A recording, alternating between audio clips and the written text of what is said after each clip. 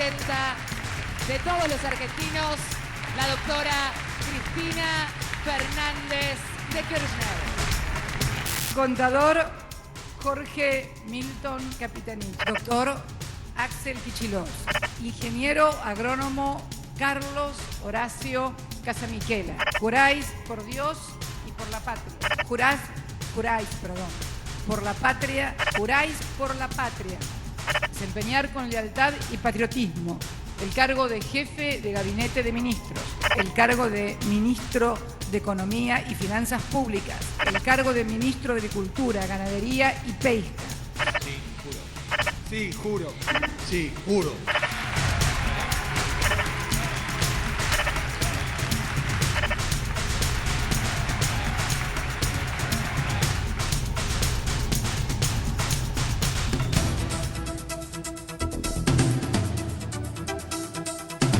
Muy buenas noches, bienvenidos. Este es el resumen de noticias de la televisión pública. Un día en donde se van cumpliendo, se van concretando los cambios tan anunciados. Un nuevo gabinete, no sé, un nuevo gabinete, pero cambios importantes en el Gabinete Nacional. Veíamos allí al comienzo del programa. Vamos a hablar, por supuesto, de esto y vamos a hablar de muchas cosas más porque tenemos media hora para compartir con ustedes. Como siempre decimos, lo más importante de lo que ha ocurrido en la Argentina y en el mundo va a pasar aquí por el resumen de noticias de la televisión pública. Y por supuesto también tenemos deportes. Muy buenas noches, Gaby Previtera. Muy buenas noches, Pablo, muy buenas noches a todos. Y en un día donde Lionel Messi consiguió otro galardón, en este caso la Bota de Oro por ser el goleador de la temporada, se clasificaron los últimos dos equipos al Mundial de Brasil 2014 y de eso estaremos hablando.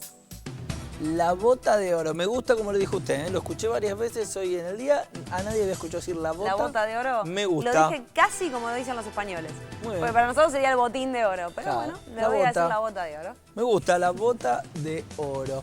Y hoy es miércoles y nos damos el gusto de tener aquí a nuestro columnista, analista político, económico, Raúl de la Torre. Muy buenas noches, Rulo. Buenas noches, Pablo. Y qué miércoles, ¿no? ¿Qué miércoles? Con cambios en el gabinete, cambios de nombres, pero no tanto cambio de políticas. Vamos a estar hablando de esto, qué es lo que significan estos cambios. Y además te voy a estar anticipando algunos otros cambios que todavía no se anunciaron. Me interesa mucho. Vamos a analizar todos estos cambios con Raúl de la Torre. Se venía hablando mucho, bueno, ¿qué es lo que pasa con este nuevo gabinete? ¿Cuáles son las políticas que se van a profundizar? ¿Cuáles pueden llevar a cambiar? Si es que algunas van a cambiar o no.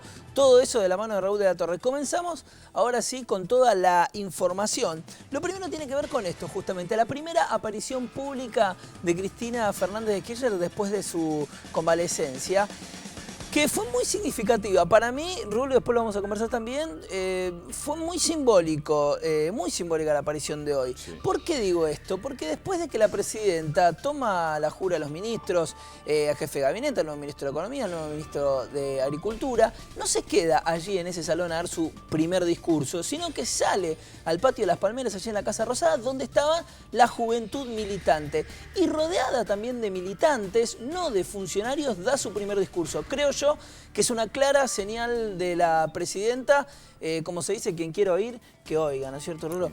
Vamos a ver la nota. Ya tengo ganado lo que toda la vida luché. Luchar por una soberanía nacional que se manifiesta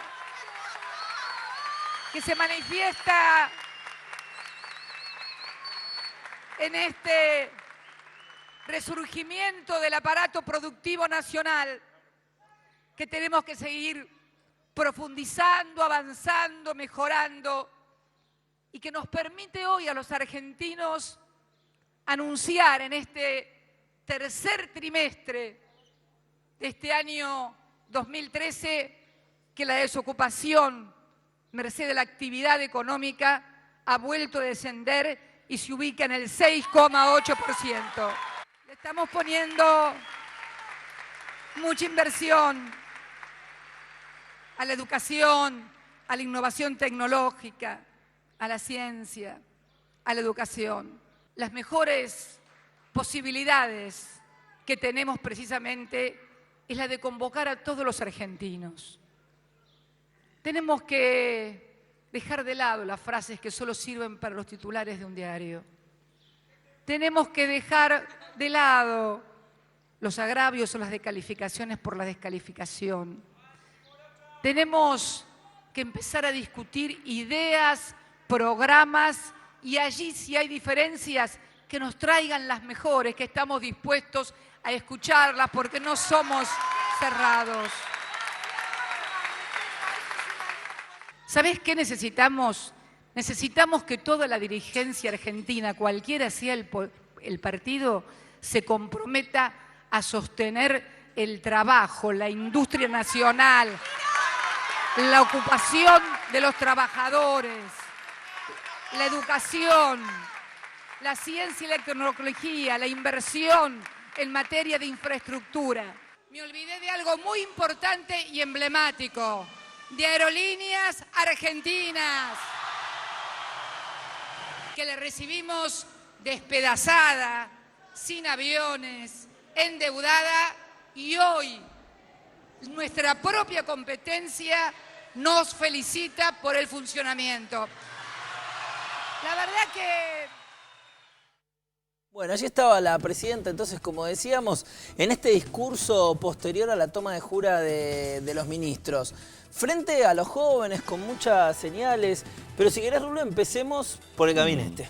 Por el gabinete. Algunas señales importantes de este gabinete. No hay cambios de política, no hay cambios de orientación. Un poco, si uno leía o escuchaba lo que decía la oposición después de las elecciones del 27 de octubre, poco menos que el gobierno tenía que desandar todo lo hecho y cambiar de política, porque según ellos, según la interpretación que hacía la oposición, este había sido el mensaje de las urnas. No lo entendió así el gobierno, no se entiende así que lo que hayan pedido es una reversión de las políticas hechas, y así lo expresó hoy la Presidenta de la Nación, y ya lo había expresado con algunos cambios en el gabinete. Jorge Capitanich, un hombre que viene de las provincias, un gobernador que viene con un muy buen resultado en las elecciones, y la intervención, te diría, o el ingreso en forma activa del bloque de gobernadores, si querés llamarlo así, o del PJ dentro del gobierno. Un mayor compromiso con el gobierno de parte del conjunto de los gobernadores a través de Capitanich. Se habla de eso, Rulo, y te quería consultar a vos, lo he escuchado bastante, de esta idea de que Capitanich llega a poner como más personalidad a la jefatura de gabinete y a tener un vínculo de más estrecho con los gobernadores, y de entre los gobernadores, incluso de distintos signos políticos, con mucho respeto con él. ¿Vos crees que se buscaba esto? ¿Se buscaba una figura fuerte? ¿Alguien que salga a marcar un poco las políticas de la presidenta? Creo, Pablo, que en gran medida es eso lo que se busca con este jefe de gabinete, que marque ese acercamiento, esa necesidad de un nuevo diálogo que está necesitando el gobierno nacional con los gobernadores. Hubo problemas en este último tramo del gobierno de Cristina en la relación con las provincias. Esto tuvo mucho que ver con el tema de los recursos, provincias que demandaban más recursos de los que el Estado le estaba dando, necesidades que las propias provincias no estaban preparadas para asumir, y esto fue producto de un tironeo durante estos últimos meses, yo te diría prácticamente de todo el último año. Esto es un principio de decir, bueno, acá hay una nueva mesa de diálogo, hay un nuevo canal de comunicación con alguien que conoció el tema desde la gobernación de una provincia como Chaco, y seguramente va a tener un vínculo mucho más directo con los gobernadores, con el resto de los gobernadores.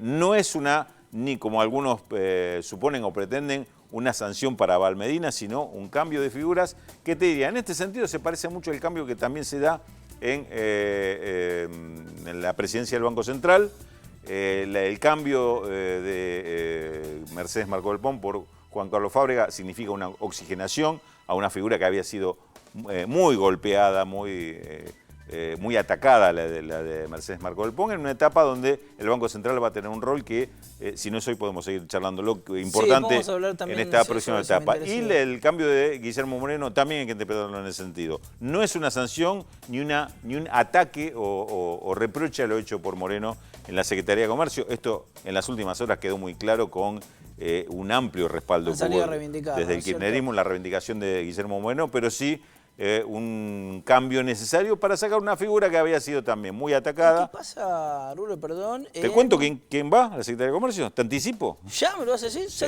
Bueno, adelante, si usted tiene el nombre, Rulo, dígalo. Augusto Costa va a ser el nuevo secretario de Comercio. Mirá, Se había hablado de Augusto Costa. Casi que ya te podríamos mostrar la cara de Augusto Costa. Ya está, hecho. Es un hombre, un estrecho colaborador de Axel Kicillof, más allá de que últimamente se venía desempeñando en el área de Cancillería, pero llega justamente de la mano del nuevo ministro de Economía. Así que es una secretaria que va a estar muy afín a toda la política que se desarrolle del ministro de Economía, así como otro cargo que se va otro casillero que se va a llenar en las próximas horas es el que deja Kicillof, justamente en la Secretaría de Política Económica, que va a ser ocupado también por un estrecho colaborador de él como Emanuel Álvarez Agis, otro joven economista.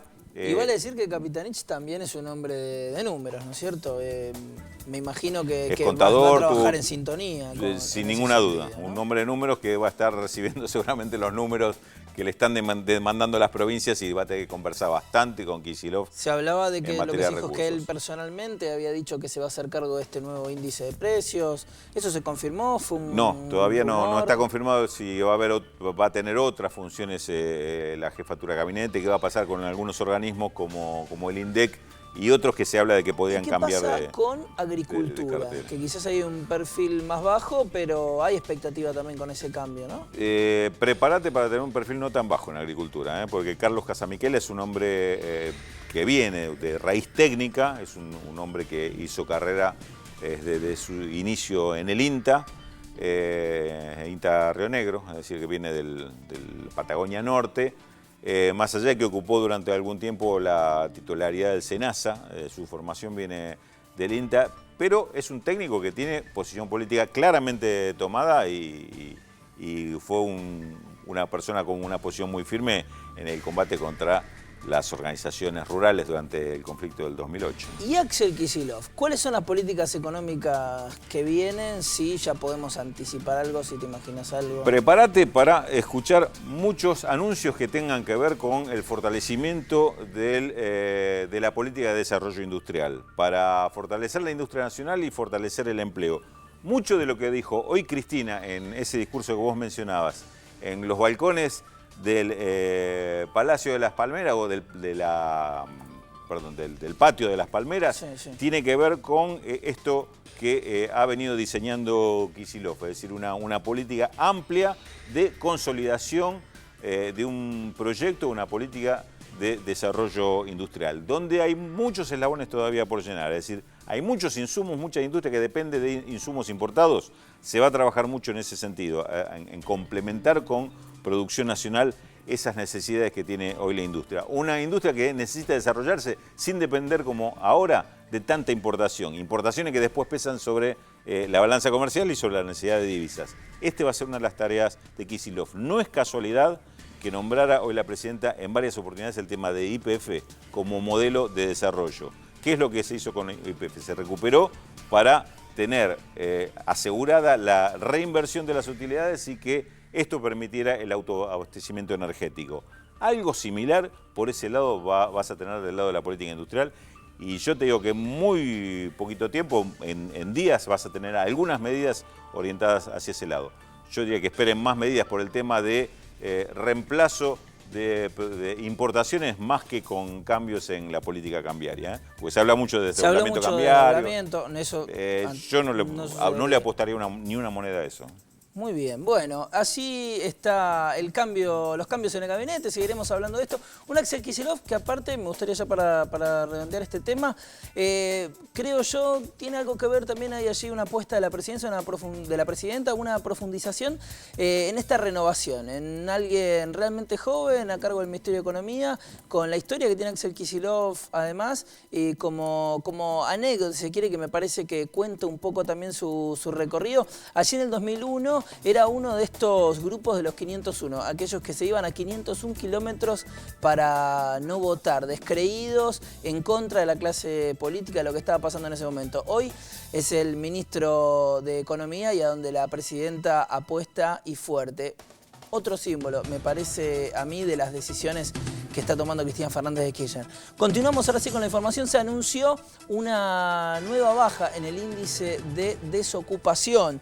Se ubicó en el 6,8% al término del tercer trimestre de este año, constituyendo una baja de 0,8 puntos porcentuales respecto a igual periodo del año pasado. El dato, aportado por el INDEC, implica que la tasa de actividad fue del 46,1% y la tasa de empleo se ubicó en el 42,9%. La comisión bicameral que analiza la unificación de los códigos civil y comercial le dio dictamen favorable al proyecto y será debatido el jueves de la semana que viene en el Senado. La iniciativa sufrió varias modificaciones respecto al texto original, redactado por el presidente de la Corte Suprema, Ricardo Lorenzetti, junto a las juezas Elena Hayton de Nolasco y la ex magistrada mendocina Aida Kemmelmacher. La modificación más destacada es la exhibición de la responsabilidad civil del Estado, que finalmente pasará a tratarse como responsabilidad administrativa mediante una ley que está fuera del Código. En realidad, si no fuera por este tema de la pelea entre civilistas y administrativistas, que se dio en una ley particular, que es la que se discutió en torno a responsabilidad del Estado, hay pleno acuerdo en el Código. En eso, gracias a Dios, hay un acuerdo importante que han manifestado todos los bloques. Habíamos depositado una enorme expectativa en obtener un consenso que ha sido dilapidado a último momento por la tosuda actitud del oficialismo, no solo de quitar del Código la responsabilidad civil del Estado, que puede ser opinable, sino de impulsar paralelamente la sanción de una ley lavada, liviana, tratada con suma urgencia, que va a comprender lo que es la nueva responsabilidad del Estado, una ley que no sé por qué con tanta urgencia quiere sacar el gobierno. Tuvimos todo el tiempo para discutir y debatir. Es nuestro, por lo tanto, es lo mejor que nosotros pudimos sacar producto del trabajo, de la discusión y del análisis. Un avance significativo de las instituciones civiles en la Argentina. Una situación insólita donde lamentablemente se encontró la vida y la muerte. Esta mañana en la autopista de Lepiane, mano a provincia, un camión no frenó. Al llegar al peaje embistió a varios vehículos, dejando un saldo de 2 muertos y 12 heridos. Minutos más tarde, una mujer que estaba siendo trasladada para dar a luz quedó atrapada en el embotellamiento generado por el accidente y su beba nació en el lugar, atendida por los socorristas y bomberos que intervinieron allí en el siniestro. El Papa Francisco condenó los incidentes que se produjeron en la catedral cuando un grupo de ultraconservadores católicos intentó impedir una ceremonia interreligiosa en memoria a las víctimas de la llamada Noche de los Cristales Rotos en Alemania en 1938, hecho considerado el inicio del genocidio nazi. En la catedral porteña, integrantes de la agrupación San Pío X, inspirados en Jorge Grasset de la diócesis de Paraná, uno de los ideólogos más eficientes de la derecha católica durante 50 años, irrumpieron la ceremonia rezando casi a los gritos el rosario y entregando panfletos en contra del concilio que perdonó al pueblo judío por la muerte de Jesús. Grasset es un cura con muchas vinculaciones y apoyos de sectores civiles ultracatólicos y de la Iglesia, como lo fue el exobispo de Mercedes, Emilio Nieñovich, fuertemente vinculado al terrorismo de Estado durante la dictadura. El portero Jorge Mangieri fue indagado por el juez que investiga el crimen de Ángeles Rawson y por 5ª vez negó su relación con el crimen y volvió a declararse inocente. Mangieri aseguró que no es un violador. Horas antes, la Cámara del Crimen rechazó un planteo de la defensa del portero pidiendo la nulidad respecto a los estudios de ADN que lo incriminan en el hecho. Y ahora tenemos más información en este picado de noticias.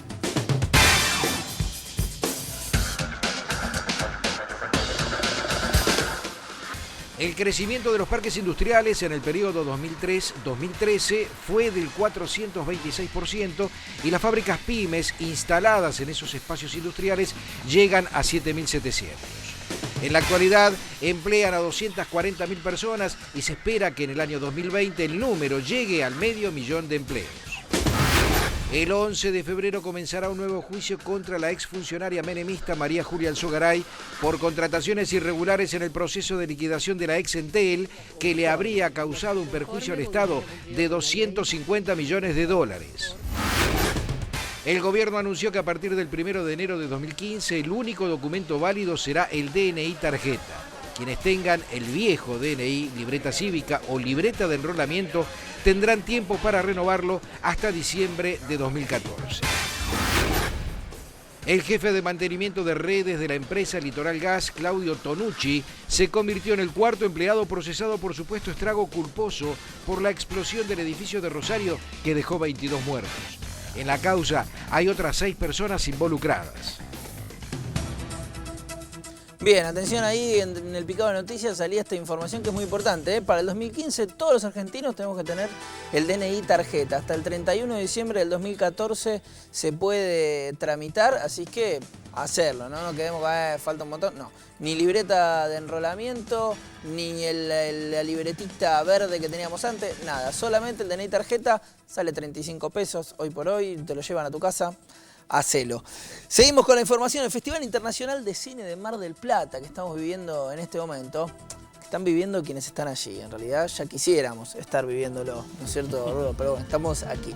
Allí está un equipo de Visión 7 cubriéndolo y Ricardo Darín brindó una entrevista y entre otras cosas dijo algo que le hemos escuchado ya a muchos actores, que la comedia es realmente un paso muy difícil.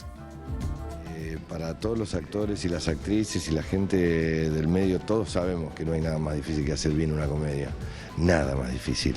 Encontrar ese timing, ese punto de equilibrio. Y además nuestro país, históricamente, se caracterizó por hacer buenas comedias. Algo ha ocurrido en el medio, de golpe, también nos han ocurrido cosas muy graves y muy serias y muy profundas y muy dolorosas, como para no saber que tenemos un pedazo de historia en donde era difícil aferrarse a las comedias. Pero bueno, tenemos que empezar a creer y empezar a pensar que tenemos que empezar a transitar, porque la comedia es por excelencia es argentina, tiene una identidad argentina. Nosotros tenemos un sentido del humor especial en ese sentido. Y es una pena que no lo estemos fogoneando más, que no lo estemos fomentando, apoyando, estimulando y alimentándolo. Para lo cual creo que sería bueno hacer una especie de análisis interno y decir, bueno, ¿de qué forma se hacen bien las comedias? Bien, así la palabra de Darín apuntando a la comedia argentina. Qué interesante, si ya tengamos buenas y muy buenas comedias. Seguimos hablando de cine, porque en el Malva se está proyectando todos los viernes y sábados de noviembre la película Desierto Verde, sobre la lucha de los pueblos fumigados, este drama frente a los agrotóxicos. Hablamos con el director.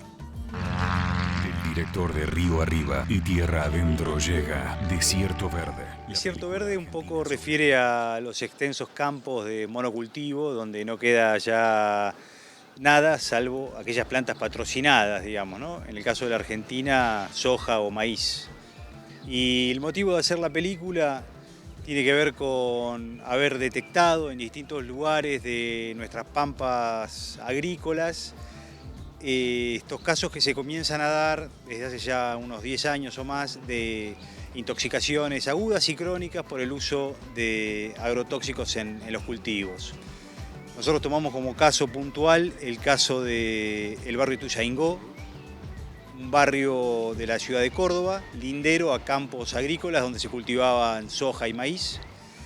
Empiezan a aparecer alrededor del año 2000, 2001 los primeros cánceres, leucemias, abortos, niños nacidos con malformaciones. Bueno, luego de mucho trabajo por parte de este grupo de madres del barrio Ituzaingó, logran detectar que había pesticidas en el tanque de agua del barrio, etc. Nosotros tomamos este caso como muestra y además porque se llevó a cabo un juicio penal a este respecto, que es como la columna vertebral de la película, pero permanentemente en el juicio el debate iba a la confrontación de las fuerzas que yo entiendo que son las fuerzas que están en pugna en este relato, que son aquellos que promueven la agroindustria o el agronegocio como un modelo para producir granos de exportación, y quienes al otro lado están advirtiendo seriamente con los problemas de toxicidad y contaminación con agrotóxicos que este modelo implica, además de otras causas como la desertificación, desmonte, etcétera, ¿no?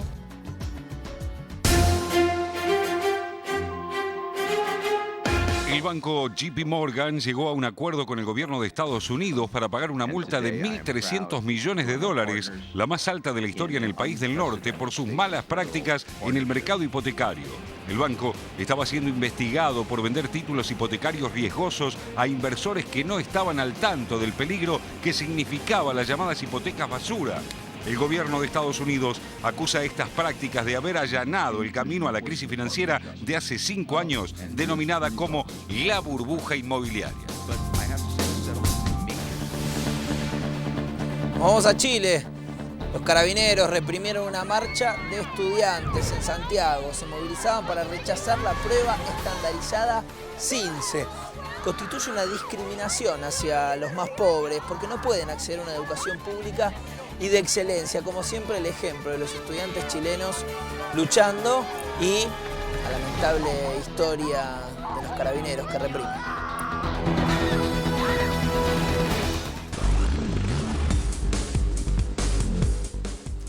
Como les gusta reprimir a los carabineros. Es el momento de los deportes. En este programa nos vamos a relajar y vamos a hablar de fútbol. Exacto. Y de muchas cosas más, ¿no? Vamos a hablar de fútbol y también si te gusta un poquito de moda. Bueno, pero por y supuesto. ya van a ver por qué. Porque en la jornada de hoy ¿Usted se Lionel refiere Messi... a esta situación? No. Creo que la mía pueden no gustarle las musculosas o el negro o lo que sea, pero les va a gustar muchísimo más que el saco que tenía hoy puesto Lionel Messi cuando recibió un nuevo galardón. La bota de oro o el botín de oro para el goleador de la última temporada. Lionel Messi, con 46 goles, fue el máximo artillero de la temporada 2012-2013. Piqué, Xavi, entre otros, han ido a acompañar a Lionel Messi a hacerle el aguante, como se dice acá, en esta entrega de premios. Y con ese smoking muy particular. Son rosas, ¿eh? Me llevó un tiempo a agrandarlo y ver exactamente qué es. Son como si fuesen rosas. Cuando fue la entrega del Balón de Oro a principios de este año, era un saco negro a lunares. ¿Sí? Maradona en algún momento había usado uno muy parecido y mucho se habló. En este caso, la marca que lo viste es una marca muy importante de Europa. ¿Qué es? ¿De qué es una que empieza con D y con G. ¿Sí? ¿Es Dolce Gabbana el saco? Exactamente. Bueno, muy mal gusto igual de todas maneras. En este caso se reconoció que era Dolce Gabbana. Así Lionel Messi entonces pasó a Cristiano Ronaldo con 34 muy goles. A los que suele usar Rulo, que no quiere traer acá el noticiero, pero es mucho del saco estampado de Rulo. Pero no lo dejan a él. Ahora que Messi lo legitima, usted puede empezar a hacer. Entonces ahora hay que bancarlo a Rulo, que también se ponga esos sacos, viejo. Es así.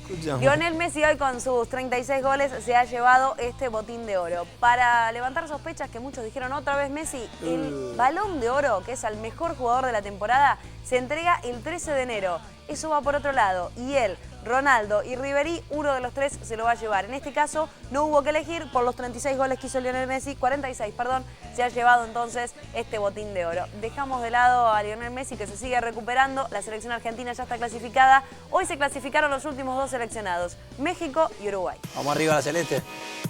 Vamos a arrancar hablando de México, que en el partido de ida como local había vencido 5-1 a Nueva Zelanda. Hoy prácticamente era un trámite. Sin embargo, terminó ganando, pero 4-2. El primer gol de Oribe Peralta a los 13 minutos de la primera etapa. A los 28, otra vez, Oribe Peralta iba a decretar el segundo gol del Tri.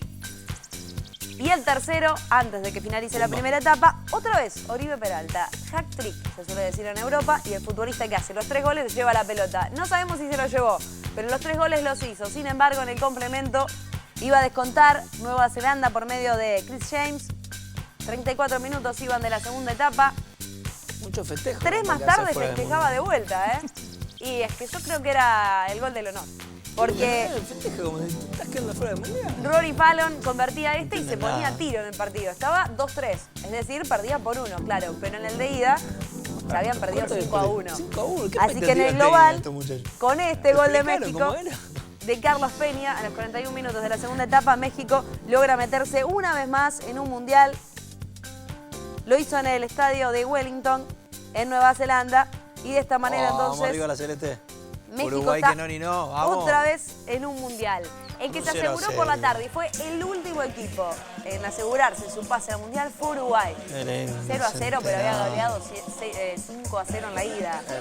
Es más, les cuento algo. Sí, igual un 0-0 aburrido, ¿no? Menos mal que no fui. En el caso de hoy fue un 0-0 aburrido. Así lo recibían en el Estadio Centenario. Muchísimo público, festejos al por mayor. 5-0 había sido la ida y tan bochornoso para ellos, para los jordanos, que el equipo, con su capitán a la cabeza, no querían presentarse a jugar este partido. No querían viajar, consideraban que viajar era innecesario. Venían a conocer Uruguay. Claro, lo que pasa es que si no viajaban había doble sanción. Primero para Jordania como selección, segundo económica. Por lo tanto, bueno muchachos, vamos a ver el festejo de Uruguay, que empató 0-0, clasificó. Pero te vas al Parque Rodó. Y Te veían los comes festejos un panchito de la positiva. No, un chivito uruguayo. Ese, en la pasiva en todo caso. Pasiva, que nos manden uno, ¿no? Después de lo que estamos diciendo. Uruguay es la cuarta vez que clasifica, pero por medio del repechaje a un mundial de fútbol. Muy bien, Uruguay adentro entonces. Hasta aquí el primer bloque del resumen de noticias de la televisión pública. Cuando volvemos todavía nos queda mucho más. Hoy, ¿cumpleaños quién? El León Gieco, 62 años, si no me equivoco, 62 años cumple León. Nos vamos disfrutando de este video, de esta maravillosa canción El Ángel de la Bicicleta. Al corte y ya volvemos.